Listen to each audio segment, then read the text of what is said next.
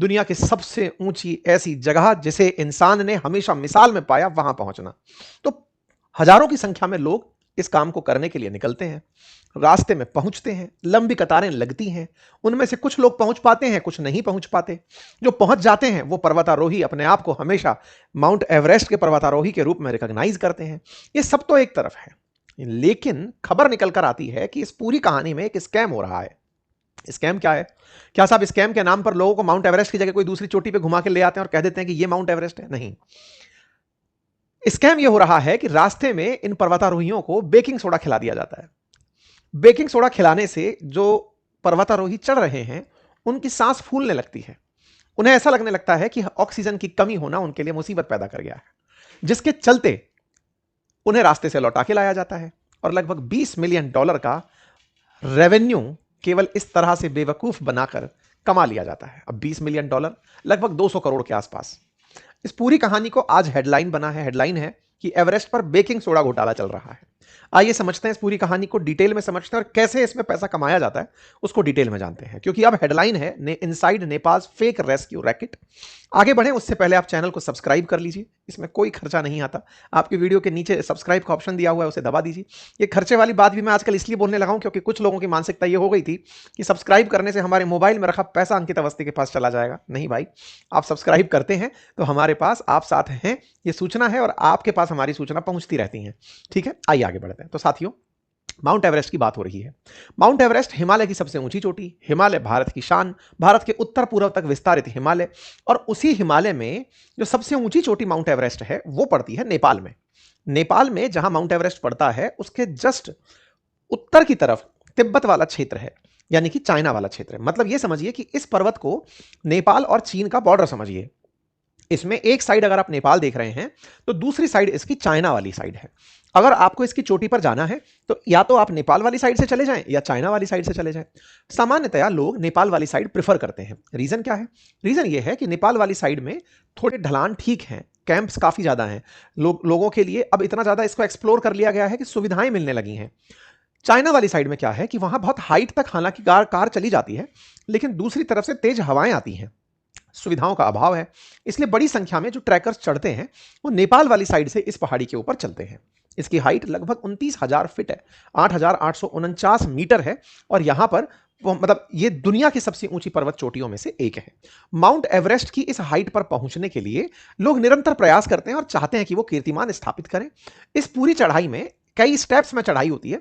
सबसे पहली जो चढ़ाई होती है यहां पे वो काठमांडू से लेकर लुक्का पहुंचती है, जहां पर खुम्बू घाटी के रास्ते साउथ बेस कैंप तक पहुंचा जाता है। फिर खुम्बू आइसफॉल कैंप 1 2 3, फिर साउथ कॉल होते हुए समिट पर पहुंचा जाता है, यानी टॉप पर पहुंचा जाता है। इस पूरी प्रक्रिया के अंदर जो रास्ते इन्वॉल्व होते हैं उन पूरे रास्तों में पूरी टीम के रूप में लोगों को ले जाने के लिए काफी सारे शेरपा नेपाल से मिलते हैं जो ट्रैकिंग में मदद करते हैं। यहां पर आप एवरेस्ट बेस कैंप देखते हैं जो कि जमीन से ऑलरेडी 5,000 मीटर यानी 5 किलोमीटर ऊपर है। इसलिए यहां से ऊपर की तरफ खुम्बू ग्लेशियर के बाद कैंप 1, कैंप 2, कैंप 3, कैंप 4 होते हुए फिर एवरेस्ट तक पहुंच बनाई जाती है। इस पूरी प्रक्रिया में जब आप ट्रैक पर होते हैं तो आपके साथ कुछ लोग ट्रैकिंग में मदद करने के लिए एज ए गाइड प्रेजेंट होते हैं, जिन्हें नेपाल के अंदर आसानी से पा लिया जाता है। नेपाल में इन्हें शेरपा के रूप से जाना जाता है। ये शेरपा यात्रा में आपके संगी साथी होते हैं। जब ये साथी बनकर जाते हैं, आप जैसे जैसे ऊंचाई पर चलते चले जाते हैं तो माना जाता है अकॉर्डिंग टू ज्योग्राफी लगभग 163 मीटर ऊपर चलने पर 1 डिग्री सेंटीग्रेड तापमान कम होने लगता है। तो यहां पर ऑलरेडी बर्फ की स्थिति दिखाई देने लगती है, ठंड बढ़ने लगती है और हवा विरल हो जाती है, डाइल्यूट हो जाती है, ऑक्सीजन कम होने लगती है। एक्सपेक्टेड होता है कि ऊपर तक पहुंचते पहुंचते 1/3 ऑक्सीजन कम हो जाएगी।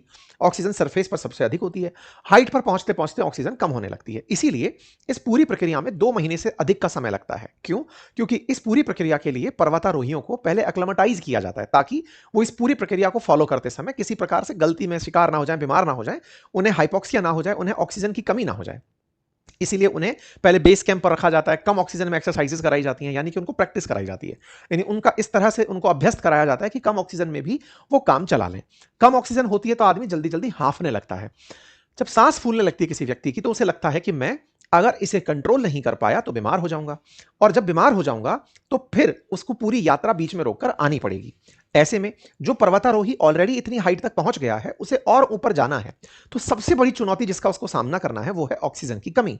जब वो ऑक्सीजन की कमी का सामना करने के लिए ऊपर होता है तो उसके साथ गैस के भी सिलेंडर्स वगैरह उपलब्ध कराए जाते हैं। लेकिन फिर भी अगर आपको अंदर से ये फील हो रहा हो कि मेरी सांस अंदर नहीं जा रही, तब इसके पीछे का रीजन क्या हो सकता है? रीजन हो सकता है कि आपको कोई गैस्ट्रिक प्रॉब्लम हो जाए, आपको कुछ ऐसा खिला दिया जाए जिससे आपको आपके पेट में सांस लेने में दिक्कत आए। और ये काम कुछ शेरपाओं के द्वारा, कुछ गाइड्स के द्वारा, टूर गाइड्स के द्वारा इन लोगों के साथ किए गए जो पर्वत पर चढ़ रहे थे। मतलब इन्हें भोजन बनाते समय उसमें बेकिंग सोडा डाल दिया गया। बेकिंग सोडा सामान्यतया खाने को फुलाने में, जैसे इडली वगैरह के अंदर यूज में लिया जाता है ताकि वो फूल जाए, उसका खमीर अच्छे से उठ जाए। यहां पर जैसे ब्रेड के अंदर बेकिंग सोडा का यूज करके उसको फुलाने के रूप में यूज किया जाता है, उसको भोजन में डाल दिया तो वो व्यक्ति के पेट में ऑलरेडी एहसास दिया कि पेट भरा हुआ है। पेट धीरे धीरे आफरा जैसा फील करने लगता है कि भाई अब अपने अंदर सांस नहीं जाएगी। और वो स्थिति जब बनकर आती है, सांस की स्थिति जब आपको लगती है कि गड़बड़ हो रही है, आपको लगता है कि अब कंट्रोल से स्थितियां बाहर हो रही हैं, मुझे बचा लिया जाए। बस इसी को बचाने के नाम पर यहां पर लोगों को इस तरह से हेलीकॉप्टर में, जो बीमार फील कर रहे लोग हैं उन्हें हेलीकॉप्टर में इस तरह रेस्क्यू करके वापस बेस कैंप तक लाया जाता है, या फिर वहां तक लाया जाता है जहां से फिर इन्हें अस्पताल तक पहुंचाया जा सके। आप हेलीकॉप्टर के साथ बंधे तार में एवरेस्ट से रेस्क्यू होते हुए किसी एक व्यक्ति को लटके हुए शायद देख रहे हो। इन्हें उस जगह तक लाया जाएगा हाइट से जहां से फिर इन्हें अस्पताल पहुंचाया जा सके। ठीक है, अब आपके दिमाग में पहला सवाल, तो कुल मिलाकर क्या स्कैम शेरपा ने इसलिए किया कि हेलीकॉप्टर की राइड उसको बेचनी थी? नहीं, यहां जो ये हेलीकॉप्टर पहुंचा है, खेल सारा इसी से हो रहा है। ये केवल रेस्क्यू हेलीकॉप्टर नहीं है, ये अस्पताल के द्वारा एज ए इमरजेंसी एम्बुलेंस सेवा दिखाई दी है।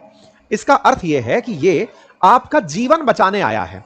तो रेस्क्यू, चूंकि आप मरने वाले थे तो आपको बचाने के लिए हेलीकॉप्टर आया है, तो ये अस्पताल की सर्विसेज में शामिल है। अस्पताल ने आपको बचाया, बचाकर यहां से एम्बुलेंस के थ्रू हॉस्पिटल तक ले जाया और वहां पर आपके चेकअप एंड ऑल सब करके बताया कि आप बहुत बीमार हैं, आपको इलाज में इतना सब कुछ लगेगा। हेलीकॉप्टर से चूंकि बचाव हो रहा है तो थोड़ा उसकी ग्रेविटी भी बनती है, लेकिन इस पूरी ग्रेविटी में जो खेल खेलने वाले लोग हैं वो सारे की सारे टूर गाइड से लेकर के वो अस्पताल के कर्मचारी, रेस्क्यू करने वाले लोग, ये सब मिलकर शामिल होते हैं। फिर पैसा कौन देता है? टेक्निकली तो पैसा देने के लिए ये टूरिस्ट ही है, लेकिन जब आप ऐसे किसी रास्ते पर जा रहे होते हैं तो आप बीमा करा के जाते हैं कि भाई अगर कुछ हो जाए तो मेरी इलाज के लिए बड़ी बीमा राशि देकर के आप यात्रा पर निकलते हैं। बीमा राशि में कि अगर मेरा इलाज महंगा पड़ा, तो मान लीजिए 1 करोड़ रुपए का मैंने इलाज का वो ले लिया, तो अस्पताल वाले उस बीमा में 1 करोड़ रुपए का ही बिल बना देते हैं। और उस 1 करोड़ रुपए के बिल में, यानी कि $1 लाख का बिल बना दिया। अब वो जो $1 लाख का बिल बना है, उस बिल का भुगतान करती हैं बीमा कंपनियां, और उस बिल के भुगतान से इस व्यक्ति को लगा कि ये बच गया, अस्पताल की बढ़िया कमाई हो गई। वो जो पैसा बनकर आया, मान लो एक टूरिस्ट से 1 करोड़ रुपए का, तो उसे बांट दिया गया फिर 20% किसी एक टूर गाइड का, एक कंपनी का, एक रेस्क्यू का, अस्पताल का। इस प्रकार से एक पूरा रैकेट चलता है। अंदाजा लगाइए कि एक साल में इस तरह की हरकत से 200 करोड़ रुपए तक का पैसा जनरेट कर लिया जाता है। यानी कि जो खर्च करने टूरिस्ट आया है वो तो अलग है। नेपाल में सालाना 10 मिलियन के आसपास टूरिस्ट आता है, माना जाता है कि यहां पे बड़ी संख्या में टूरिस्ट आता है। वो नंबर एक बार और क्रॉस चेक कर लेंगे, लेकिन उनमें से पहाड़ों पर लगभग 60,000 टूरिस्ट जाना चाहता है हाइट पर, उनमें से लगभग 600 टॉप तक पहुंच पाता है। और उस पूरी प्रक्रिया में ये सारा खेल होता है, और इसी खेल को करके रेस्क्यू के नाम पर बड़े सारी कंपनियां चल रही हैं। इन्हें मरीजों को इस तरह से ले जाकर अस्पताल ले जाना, उनका इलाज कराना। जब ये बात बीमा कंपनियों को पता चली कि साहब ये तो तगड़ा हो रहा है, अस्पताल वालों ने ये तक चेक कर रखा, तरीका अपना रखा है, एक ही हेलीकॉप्टर में 4 लोगों को भरकर ले आए, उन चारों के लिए दिखा दिया कि 4 बार हेलीकॉप्टर गया था। इस तरह की चीजें निकलकर नेपाल में बाहर आई। नेपाल में जब ये बात बाहर आई तो इंटरनेशनल मेडिकल असिस्टेंस कंपनीज ने इस चीज को पकड़ना शुरू किया 2019 में कि कुछ तो गड़बड़ है। 2018 में यह मामला पहली बार उजागर हुआ। धीरे धीरे इंश्योरेंस कंपनीज ने इस मामले की जांच करवाना शुरू किया। मामले में समझ में आया पहली बार में कि साहब 171 मामले तो फर्जी हैं। आप जानकारी 10 मिलियन नहीं, 1.19 मिलियन, यानी कि 10 लाख से 12 लाख के बीच में हर साल नेपाल में टूरिस्ट आता है। ऐसे में अगर यहां पर आया हुआ टूरिस्ट इस प्रकार का स्कैम का शिकार हो रहा है, तो बीमा कंपनियों ने नेपाल जाने वाले यात्रियों के बीमा करने से इनकार कर दिया कि वहां पर बीमा के नाम पर स्कैम हो रहा है। बस इसी को लेकर के नेपाल सरकार भी चेती। नेपाल सरकार ने फिलहाल उन सभी लोगों पर जो इस तरह की गतिविधियों में इन्वॉल्व हैं, उन पर एक्शन लेना शुरू कर दिया है। जानकारी आपके लिए काम की हो सकती है। अगर कोई भी व्यक्ति इस तरह की ट्रैकिंग में जा रहा हो तो उसे समझाएं, और इस तरह से लोगों के जान के साथ खिलवाड़ करके, लोगों को बीमार करके, अस्पतालों में ये घटनाएं बहुत कॉमन सुनने को मिली थी, लेकिन एडवेंचर पर जब ये घटना सुनने को मिलती है तो हौसलों में थोड़ी चुनौती बढ़ जाती है। फिलहाल के लिए इतना ही। बाकी आप इस विषय पर क्या सोचते हैं, अपनी राय कमेंट